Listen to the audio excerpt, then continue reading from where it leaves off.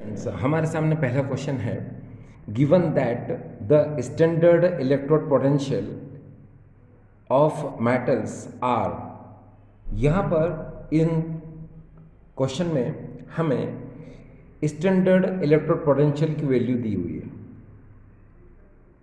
ये K positive upon K, A G positive upon A G, C2 positive upon CU, Mg2 positive upon Mg, Cr3 positive upon Cr, Fe2 positive upon Fe। तो ये question है। इस question में हमको standard electrode potential की value दी है, तो लेकिन उसको हमको अरेंज करना है, रिड्यूसिंग पावर के इंक्रीजिंग ऑर्डर में उसको अरेंज करना है। ठीक है। इस प्रश्न में हमको मानक अपचयन विभव के मान दिए गए हैं और हमें अपचायक शक्ति के बढ़ते हुए क्रम में से लिखना है। ठीक। तो डियर स्टूडेंट्स, हमेशा एक बात का ध्यान रखिए, रिड्यूसिंग पावर इनवर्सली प्रोपोर्शनल होती है रिडक्शन पोटेंशियल के। अपचायक शक्ति ये व्युत्क्रमानुपाती होता है अपचयन विभव के, यानी कि अपचयन विभव का मान जितना ज़्यादा होगा उसकी अपचायक शक्ति उतनी ही कम होगी। एक बार फिर से देखिए, रिडक्शन पोटेंशियल की वैल्यू जितनी ज़्यादा होगी उसकी रिड्यूसिंग पावर जो है उतनी ही कम होगी। ठीक। तो चलो अब हम देख लेते हैं। आपको जो यहाँ पर आयंस जो दिए हैं उसको इसी के अकॉर्डिंग जो है अरेंज करना है। देखो, रिड्यूसिंग पावर जितनी ज़्यादा होगी, माफ़ करना, ये रिडक्शन पोटेंशियल जितना ज़्यादा होगा, रिडक्शन पोटेंशियल जितना ज़्यादा होगा उसकी रिड्यूसिंग पावर उतनी ही कम होगी। यानी कि मानक अपचयन विभव का मान जितना ज़्यादा होगा उसकी अपचायक शक्ति उतनी ही कम होगी, यानी उल्टा होता है। ठीक है। तो अब क्या करेंगे, हम इसमें देखेंगे सबसे ज़्यादा वैल्यू किसकी है। तो आपको पता है पॉजिटिव में वैल्यू ज़्यादा होती है, नेगेटिव वैल्यू कम होती है। तो हम क्या करेंगे, सबसे पहले देखेंगे कि पॉजिटिव में वैल्यू किसकी ज़्यादा है। तो पॉजिटिव में वैल्यू कहाँ कहाँ है। एक तो देखिए यहाँ पर Ag की पॉजिटिव वैल्यू है, दूसरी यहाँ पर Cu की पॉजिटिव वैल्यू है। ठीक। बाकी सब वैल्यू क्या है यहाँ पर, ये नेगेटिव है। तो अब आपको पता है ये पॉजिटिव में ज़्यादा वैल्यू है और ये क्या, कम वैल्यू है। हम जानते हैं ज़्यादा वैल्यू होने पर रिड्यूसिंग पावर क्या होती है, कम। तो सबसे पहले कौन आएगा, ये आएगा, ये देखिए। फिर कौन आएगा, ये आ गया। ठीक। अब इसके बाद हमको पता है कि सब वैल्यू किस में है, नेगेटिव में है। तो आपको पता है कि जितनी ज़्यादा मोर नेगेटिव वैल्यू होती है उसमें रिड्यूसिंग पावर उतनी ही ज़्यादा होती है। क्यों? क्योंकि रिडक्शन पोटेंशियल का मान उसका उतना ही कम होता है, तो रिड्यूसिंग पावर क्या होगी, उसकी ज़्यादा होगी। तो बस अब हम क्या करेंगे, नेगेटिव वैल्यू के इंक्रीजिंग ऑर्डर में रखेंगे इसको। ठीक है। अब देखो सबसे कम नेगेटिव वैल्यू किसकी है, तो देखो सबसे कम नेगेटिव वैल्यू -0.74, एक तो Cr की है और दूसरी Fe2 पॉजिटिव Fe की है। ये दो वैल्यू कम है, तो इन दोनों में सबसे कम किसकी है, Fe2 पॉजिटिव Fe की है। तो हम पहले क्या लिखेंगे, इसको लिखेंगे, है ना। तो पहले हमने क्या किया, इसको लिख दिया।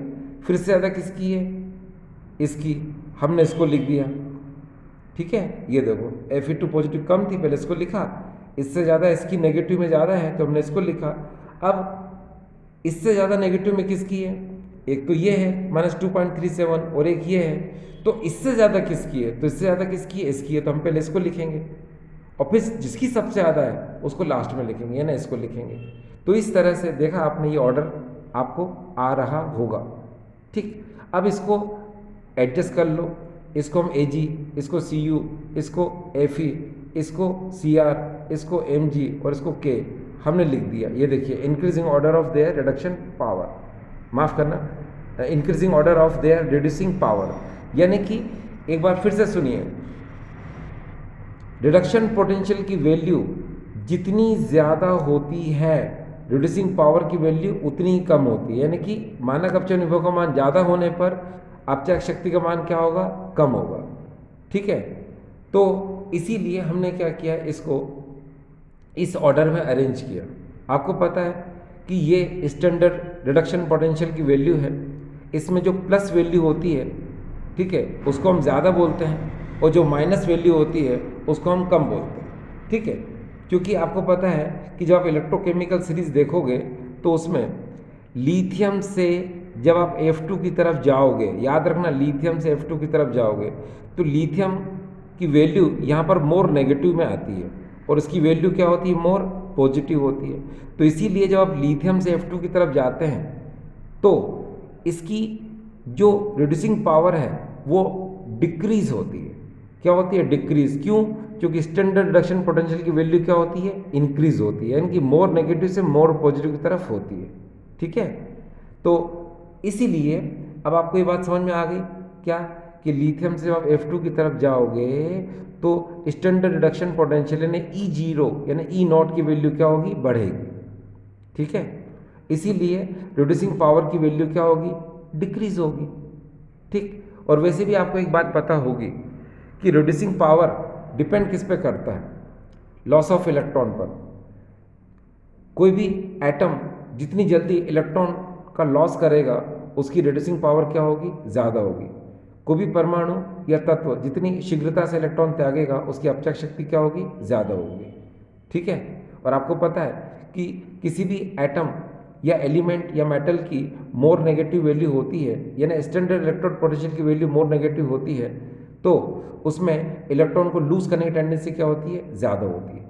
ठीक है, तो हम ऐसे भी कह सकते हैं कि जब हम लिथियम से F2 की तरफ जाते हैं तो उनमें इलेक्ट्रॉन को लूज करने की टेंडेंसी डिक्रीज होती है, लेकिन इलेक्ट्रॉन को गेन करने की टेंडेंसी क्या होती है, बढ़ती है। यानी इलेक्ट्रॉन त्यागने की क्षमता घटती है मगर इलेक्ट्रॉन ग्रहण करने की शक्ति क्या होती है, ली से F2 की तरफ बढ़ती है। ठीक है, तो आपको ज़्यादा ना घुमाते हुए बस इतनी सी बात बता दूँ, ये देखिए रिडक्शन पोटेंशियल इन्वर्सली प्रोपोर्शन होता है रिड्यूसिंग पावर के। ये जो वैल्यू है ये रिडक्शन पोटेंशियल की वैल्यू है। इसमें आपको ये याद रखना है कि ज़्यादा वैल्यू होगी तो रिड्यूसिंग पावर क्या होगी, कम होगी। तो आपको क्या करना है कि इसको अरेंज करना है। अरेंज कैसे करेंगे आप, आपको पॉजिटिव से नेगेटिव की तरफ अरेंज करना है। ठीक है, क्या पॉजिटिव से आपको नेगेटिव की तरफ अरेंज करना है, यानी कि मोर पॉजिटिव से आपको मोर नेगेटिव की तरफ ले जाना है। अब देखो पहले मोर पॉजिटिव ये था, फिर उससे लेस पॉजिटिव क्या हुआ, ये। ठीक है, आपने पहले इसको लिखा फिर इसको लिखा, फिर आपको नेगेटिव की तरफ जाना है तो सबसे कम नेगेटिव कौन है, ये, पहले इसको लिखा, फिर इससे मोर नेगेटिव कौन है, इसको लिखा, फिर इससे मोर नेगेटिव कौन है, इसको लिखा, फिर इससे मोर नेगेटिव कौन है, इसको लिखा। बस, तो सिंपल सी बात है, इतना याद रखो। रिडक्शन पोटेंशियल की वैल्यू जितनी ज़्यादा होगी रिड्यूसिंग पावर क्या होगा, कम होगा। ठीक है, और इसकी वैल्यू अगर कम होगी तो रिड्यूसिंग पावर क्या होगा, ज़्यादा होगा। बस ऐसे अरेंज कर लो। ठीक है, चलिए अब हम नेक्स्ट क्वेश्चन की तरफ जा रहे हैं। नेक्स्ट क्वेश्चन हमारे पास है, using the E0 values of x and y, predict which is better for coating the surface of iron to prevent rust and wire।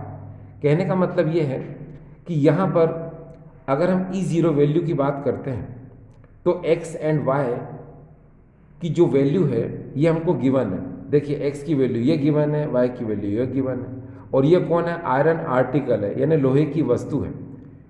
तो हमको उसको रस्ट से बचाना है। तो इन दोनों में से कौन सी बेटर रहेगी, कौन सी अच्छी रहेगी।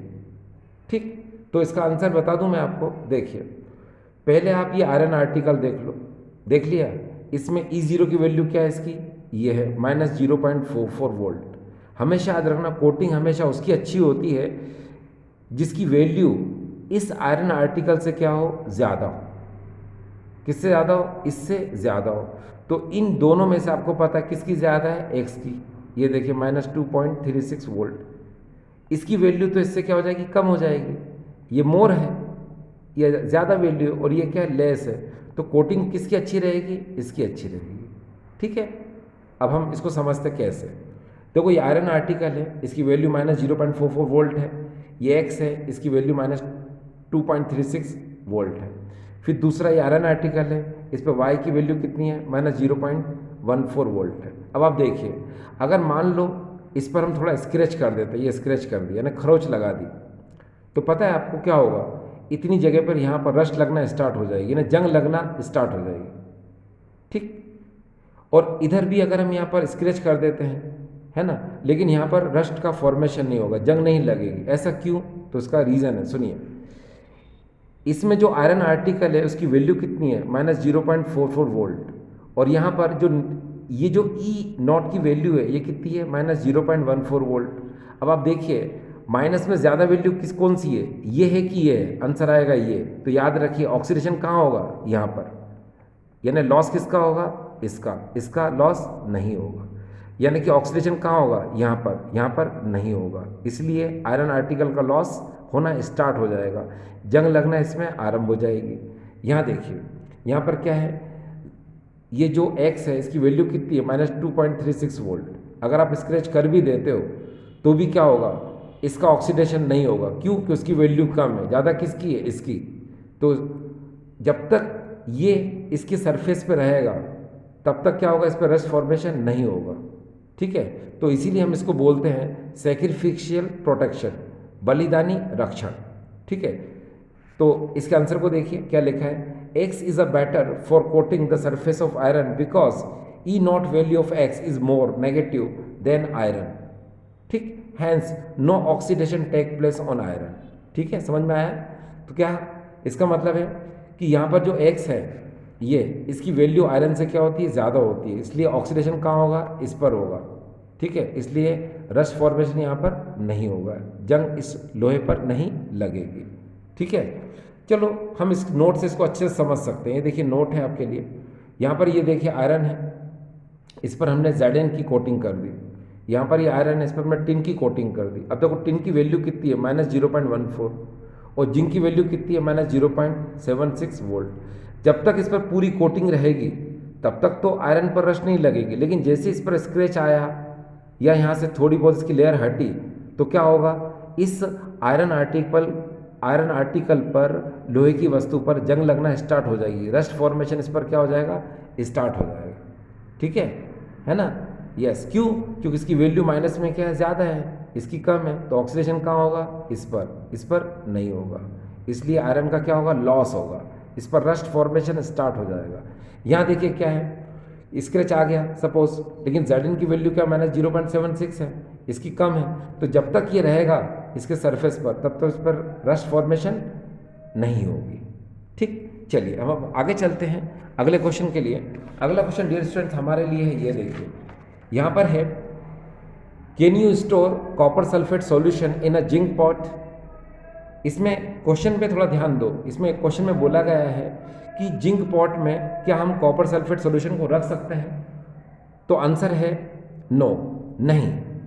क्यों नहीं रख सकते, तो सुनो, यहाँ Zn की वैल्यू कितनी होती है, इसके स्टैंडर्ड रिडक्शन पोटेंशियल की वैल्यू है इसकी -0.76 वोल्ट, और यहाँ पर Cu2 पॉजिटिव अपॉन Cu की वैल्यू कितनी है, +0.34 वोल्ट, ठीक है।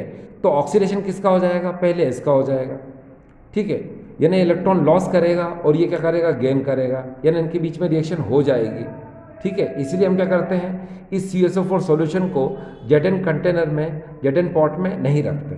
चलो इसकी रिएक्शन को देखते हैं कैसे। अगर मान लो इसकी वैल्यू E0 की ज़्यादा है, किससे, कॉपर से, तो क्या होगा, देखिए यहाँ पर ये Zn है, सॉलिड है, ये 2 इलेक्ट्रॉन को लॉस करेगा और ये Zn2 positive plus 2 electron release करेगा। अब ये जो 2 इलेक्ट्रॉन हैं उसको ये Cu2 पॉजिटिव, ये देखिए ये Cu2 पॉजिटिव 2 इलेक्ट्रॉन गेन करेगा और ये Cu में कन्वर्ट हो जाएगा सॉलिड में, ठीक।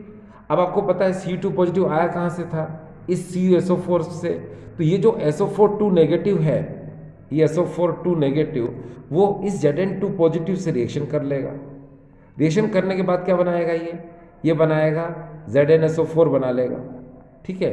तो होता क्या है कि जब इस जंग कंटेनर के अंदर CSO4 सॉल्यूशन को आप रखते हो तो इसका तो पहले शुरू में ब्लू कलर होता है, लेकिन वो धीरे धीरे ZnSO4 बनाता जाता है, बनाने की वजह से ये जो ब्लू कलर है इसका ये वाइट होने लग जाता है, ठीक है।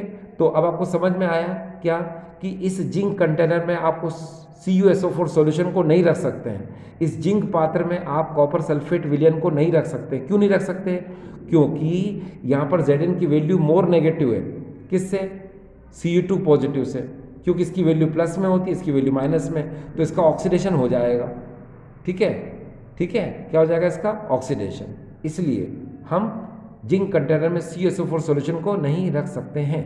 अगला क्वेश्चन, ये देखिए, can you store copper sulphate solution in a silver pot? क्या हम सिल्वर पॉट में रख सकते हैं? तो आंसर है यस, बिल्कुल रख सकते हैं। ऐसा क्यों?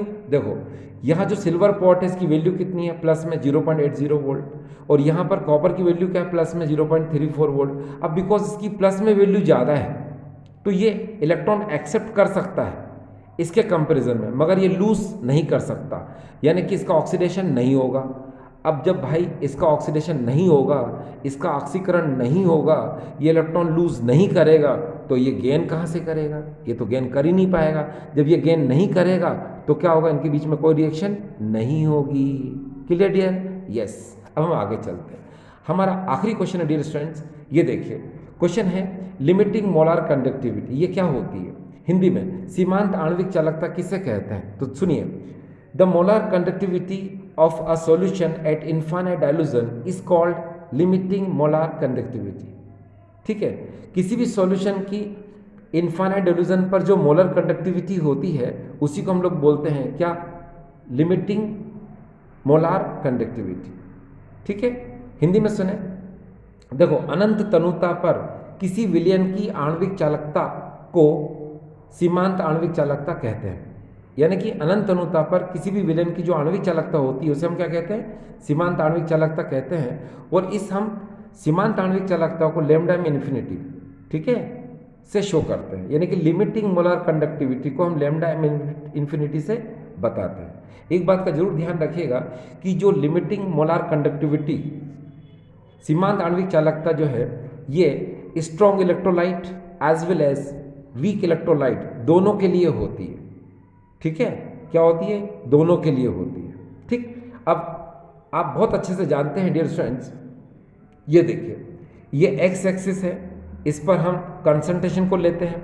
ये वाई एक्सिस है, इस पर हम मोलार कंडक्टेंस को लेते हैं। यानी एक्स अक्ष पर हम सांद्रता लेते हैं और वाई अक्ष पर हम आणविक चालकता लेते हैं।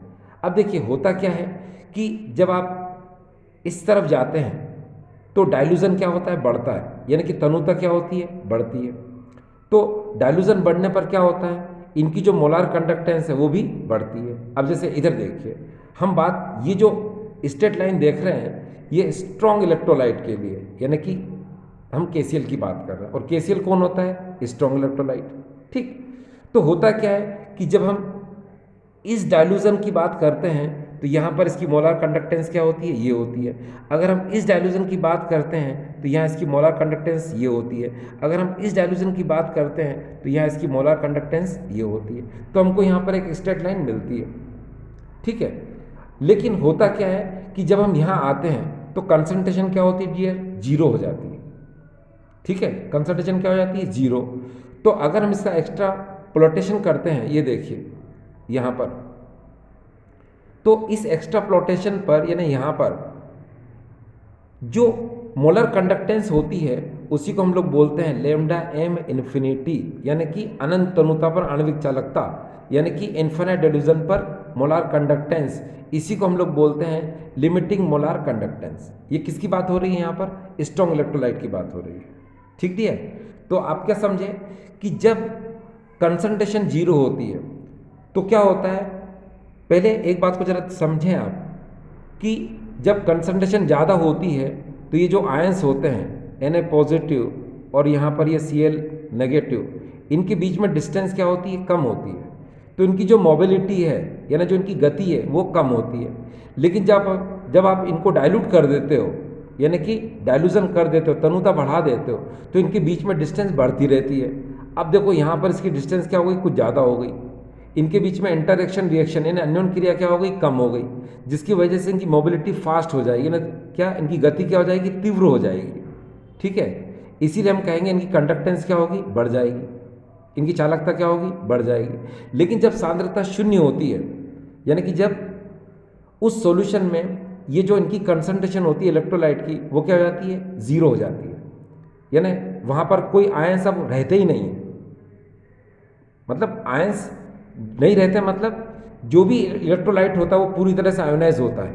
यानी अब उस वहाँ पर कोई इलेक्ट्रोलाइट नहीं रहता, यानी कंसंट्रेशन जीरो का मतलब क्या कि अब उस सॉल्यूशन में कोई इलेक्ट्रोलाइट नहीं बचा, वो सारा का सारा क्या हो गया डियर? आयोनाइज हो गया। ठीक है, अब आप डाइल्यूजन कितना भी करो कंडक्टेंस में कोई फर्क नहीं पड़ेगा। यानी इसकी कंडक्टेंस क्या हो गई, डेफिनेट हो गई, यानी क्या हो गई, फिक्स हो गई। इसीलिए हम कहते हैं इसको इन्फाइनाइट डिल्यूजन पर मोलर कंडक्टेंस, यानी कि लिमिटिंग मोलार कंडक्टेंस। हम फिर हिंदी में समझा दें कि जब सांद्रता आप शून्य कर देते हो, यानी कि उस विलयन में अब कोई विद्युत अपघट्य पदार्थ बचा ही नहीं है जो कि आयनित हो पाए, इसीलिए क्या होगा कि यहाँ जो विलयन है उसकी चालकता में वृद्धि अब नहीं होगी, उसकी चालकता क्या हो गई, निश्चित हो गई, यानी क्या हो गई, निश्चित। इसीलिए अब यहाँ पर जो विलयन की चालकता है उसे हम कहेंगे सीमांत आणविक चालकता। ठीक है डियर, तो यहाँ से एक बात समझ में आ गई आपको कि जो स्ट्रॉन्ग इलेक्ट्रोलाइट है उसकी लिमिटिंग मोलार कंडक्टेंस को हम एक्स्ट्राप्लोटेशन से फाइंड करते हैं, ये देखिए इस तरह से। लेकिन अगर हम वीक इलेक्ट्रोलाइट की बात करेंगे, ये जो आप देख रहे हो ये वीक इलेक्ट्रोलाइट है, तो वीक इलेक्ट्रोलाइट में क्या होता है कि इसमें एक्स्ट्राप्लोटेशन नहीं होता, ठीक है, इसमें बहिर्वेशन नहीं होता, यानी एक्स्ट्राप्लोटेशन इसमें नहीं होता, ठीक है। तो फिर इसकी इन्फिनिट डिल्यूजन पर मोलर कंडक्टेंस यानी अनंत अनुता पर आणविक चालकता को कैसे निकालते हैं, तो याद रखिए उसके लिए हम कोलरॉश लॉ का यूज़ करते हैं, कोलरॉश नियम का हम उपयोग करते हैं, ठीक है, क्लियर। अब आई होप डियर स्टूडेंट्स ये आज का वीडियो आपको समझ में आया होगा, ठीक है, थैंक यू।